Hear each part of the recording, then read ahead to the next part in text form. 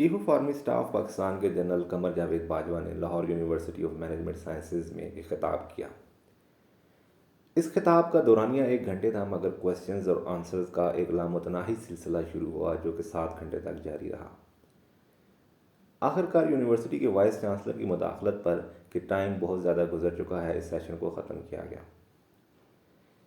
کیونکہ اس سیشن میں طلباء کو موبائل فونز لے کر جانے کی اجازت نہیں تھی، اور اس کے ساتھ یہ بھی کہا گیا کہ طلباء اس بات کے پابند ہوں گے کہ اس سیشن میں ہونے والے سوال اور جواب کو باہر کسی سے بیان نہیں کریں گے،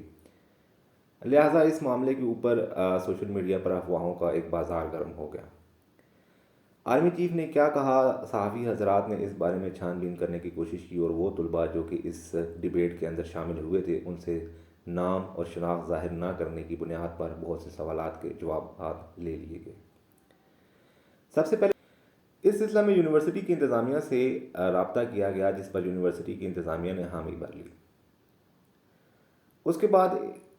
طلباء کو یہ بتایا گیا کہ اگر وہ اس ڈیبیٹ میں شامل ہونا چاہتے ہیں تو وہ فوراً یونیورسٹی کو مطلع کریں۔ بہت ہی قلیل وقت کے اندر 1800 سے زائد طلباء نے اس میں شامل ہونے کی حامی بھری، مگر کیونکہ یونیورسٹی کا حال 250 سے زائد افراد کے لیے گنجائش نہیں رکھتا، لہٰذا وہ افراد جو سب سے پہلے جنہوں نے اس کے لیے اپلائی کیا ان کو دعوت دے دی گئی۔ طلباء کا یہ کہنا ہے کہ کیونکہ اس معاملے پر یونیورسٹی انتظامیہ کا رویہ غیر ضروری تھا، کیونکہ ایسے طلباء کو چنا گیا کہ جن کا فوجی بیک گراؤنڈ تھا، یعنی کہ ان کے خاندان کے کچھ نہ کچھ افراد فوج میں کبھی یا ابھی رہ چکے تھے۔ یونیورسٹی انتظامیہ اس معاملے کی مکمل طور پر تردید کرتی ہے۔ ان کا کہنا ہے کہ جن لوگوں نے پہلے اپلائی کیا ہم نے انہی کو بلایا۔ اس کے بعد جس دن چیف آف آرمی اسٹاف نے یونیورسٹی کے اندر آنا تھا، یونیورسٹی کو مکمل طور پر سیل کر دیا گیا۔ سیل اس لحاظ سے کیا گیا کہ کلاسز جاری رہیں، مگر سول لباس میں مختلف ایجنسیوں کے حضرات وہاں پر موجود رہے۔ اس کے بعد کینٹینز اور کیفیٹیریاز کو بند کر دیا گیا۔ 12 بجے سیشن کا آغاز ہوا۔ 1 گھنٹہ چیف آف آرمی اسٹاف نے مختلف موضوعات کے اوپر جن پر عوام کے دلوں میں سوالات پائے جاتے تھے وہ خود ہی بیان کر دیے۔ ان میں حیرانگی کی بات یہ ہے کہ چیف آف آرمی اسٹاف نے نہ صرف فوج کی پراپرٹی کے اندر ملوث ہونے، اے پی ایس اسکول کے اندر حملہ ہونے اور ججوں اور صحافی حضرات پر حملوں میں فوج کے ملوث ہونے کے جو امکانات ہیں اور جو سوالات ہیں اور جو افواہیں ہیں ان پر بھی بات کی۔ اس کے بعد ہم آپ کو یہ بتاتے ہیں کہ وہ کون سے ایسے سوالات ہیں جو چیف آف آرمی اسٹاف سے پوچھے گئے اور انہوں نے کیا جواب دیا۔ اس سیشن کے آغاز کے بعد بہت سے طلباء کے ذہنوں میں یہ سوال ابھرا کہ آیا چیف آف آرمی اسٹاف کو آخر کیا ضرورت پڑی کہ وہ یونیورسٹیز میں آ کر طلباء کے ساتھ بات کرنا چاہتے ہیں۔ بعض طلباء کا یہ کہنا تھا کہ یہ ایک غیر ضروری امر ہے، کیونکہ فوج کو بجائے عوام کے اندر جا کر انہیں بات سمجھانے کے اپنے آپ کو ان معاملات سے دور رکھنا چاہیے۔ کچھ طلباء کا کہنا تھا کہ یہ بہت ہی اچھی بات ہے کہ چیف آف آرمی اسٹاف خود آئے اور فوج کا موقف بیان کیا، کیونکہ سرکاری معاملات اور پابندیوں کی وجہ سے فوجی افسران اس قابل نہیں ہوتے کہ وہ عوام میں یا میڈیا پر آ کر اپنا موقف بیان کریں۔ لہٰذا سوشل میڈیا کے اوپر جو پروپیگنڈا کیا جا رہا ہے اس کو رد کرنے کے لیے آرمی یہ چاہتی ہے کہ وہ کسی نہ کسی طریقے سے عوام کے اندر ضروری طور پر ان سوالات کا جواب دے جو کہ مسلسل مسکنسیپشن اور غلط فہمیاں پیدا کر رہی ہیں۔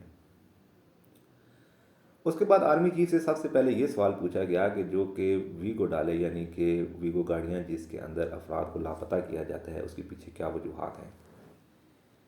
طلباء کا یہ کہنا ہے کہ انہیں یہ لگا کہ شاید صورتحال اس حد تک نہ جانے دی جائے اور ایسے سوالات پوچھنے کی اجازت نہ دی جائے، مگر chief of army staff general Qamar Javed Bajwa نے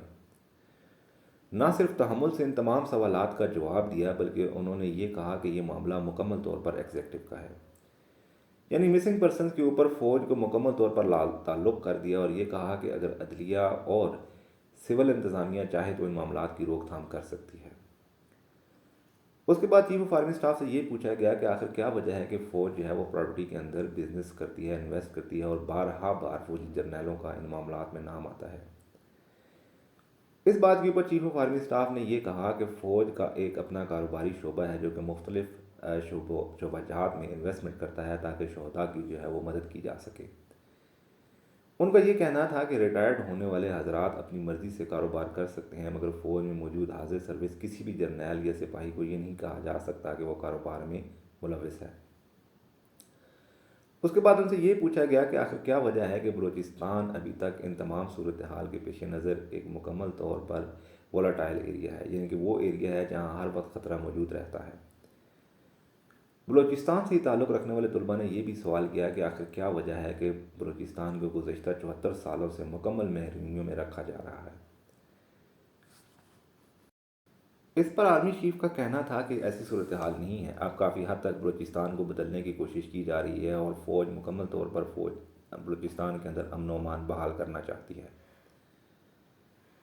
اس کے بعد ان سوالات یہ ضروری تھے جو کہ کیے گئے، اور جو ملکی معاملات کے اوپر بھی چیف آف آرمی اسٹاف کافی دیر تک بحث کرتے رہے۔ اپنے خطاب کے اندر بھی انہوں نے یہ تاثر دینے کی کوشش کی کہ کہا یہ جاتا ہے کہ فوج ہر معاملے میں مداخلت کرتی ہے، یہ بالکل غلط ہے۔ چیف آف آرمی اسٹاف کا یہ کہنا تھا کہ سول حکومت بااختیار ہے، جو بھی فیصلے کیے جاتے ہیں وہ سول حکومت ہی کرتی ہے، اور آرمی کو ایک ادارہ ہونے کے ناطے فوج کے سول انتظامیہ کے معاملات میں تائید کرنی پڑتی ہے اور ہاں ملانی پڑتی ہے۔ دوسرے الفاظ میں یہ کہا جا سکتا ہے کہ آرمی چیف نے اس تاثر کو زائل کرنے کی کوشش کی ہے جس میں کہا جاتا ہے کہ موجودہ حکومت کی سرپرستی فوج نے کی ہے، اور جتنے بھی موجودہ حکومت کے غیر قانونی جو افعال ہیں ان میں فوج ملوث ہے، اس کو رد کرنے کی کوشش کی۔ بہرحال صورتحال جیسی بھی تھی، یہ ایک اچھی کوشش ہے اور اچھی کاوش ہے۔ فوجی افسران کو تعلیمی اداروں میں جا کر اور ایسی جگہوں پر جہاں فوج کے خلاف پروپیگنڈا پایا جاتا ہے اس کو رد کرنے کے لیے کوشش کرنی چاہیے۔ ہمارا مقصد مکمل طور پر آپ کو ان تمام حقائق سے آگاہ کرنا تھا جن میں کچھ سوالات شاید چبھن پیدا کر سکیں اور کچھ سوالات نہ بتانے کے قابل ہوں، مگر آپ کے سامنے حقیقت رکھی گئی ہے۔